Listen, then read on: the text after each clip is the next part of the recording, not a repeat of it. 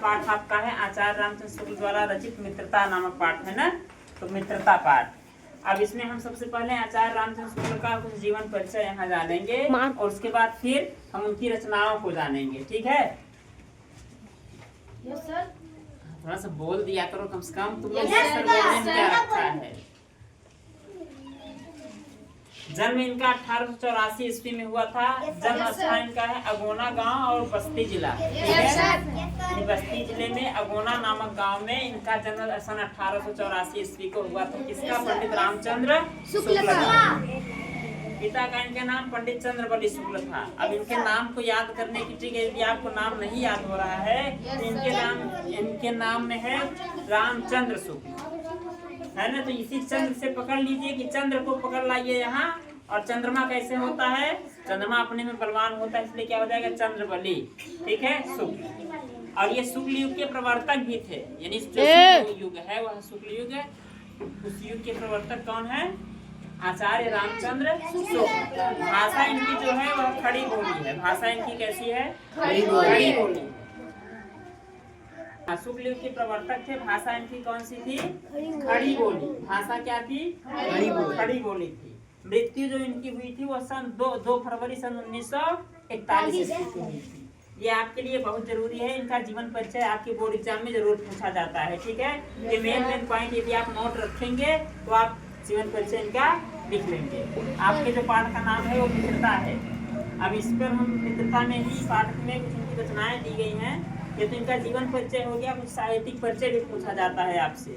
तो यहाँ से ये जो है, यहाँ से आपका साहित्यिक परिचय है, जिसको कि हमने एक छंद में बनाया है इसको। ठीक है? तो ये एक तरह से आपकी ट्रिक है। पहले इसको समझने का, सही से पढ़ने का प्रयास करिए। कि देखिए, पढ़ लीजिए, हम बता देते हैं इसके बाद क्या है। बंध चिंतामणि इतिहास हिंदी साहित्य का आलोचक रहे सूरदास रस त्रिवेणी के।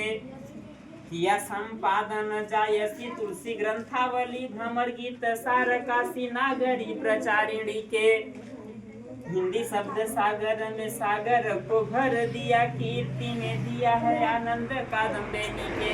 इनकी जितनी भी रचनाएं हैं सारी रचनाएं आ गई। अब आप समझिए इसको। इस बंध का मतलब है निबंध। क्या? निबंध। इनके जो निबंध का नाम है वो क्या नाम है? चिंतामणि। ठीक है?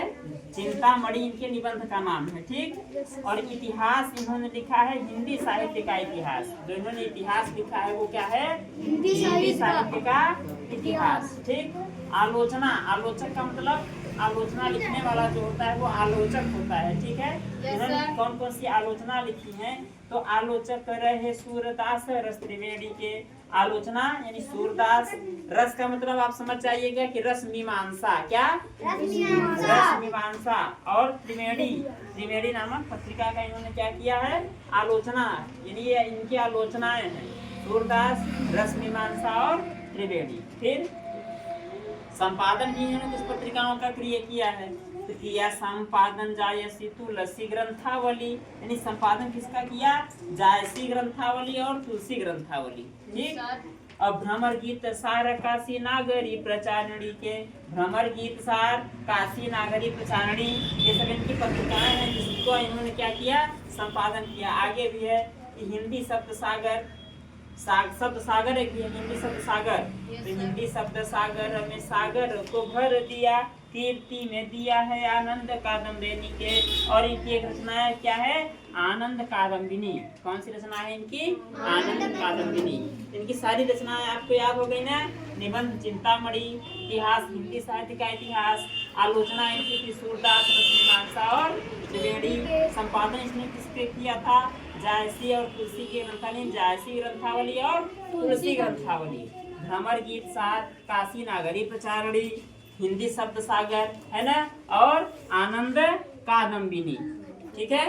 अब इसको अच्छे से आप लोग समझिए। अगर आप इसको पढ़ लेंगे, रट लेंगे, तो आपकी पूरी रचनाएं आपके 1 2 3 4 लाइन की श्लोक में आपको याद हो जाएंगी। ठीक है?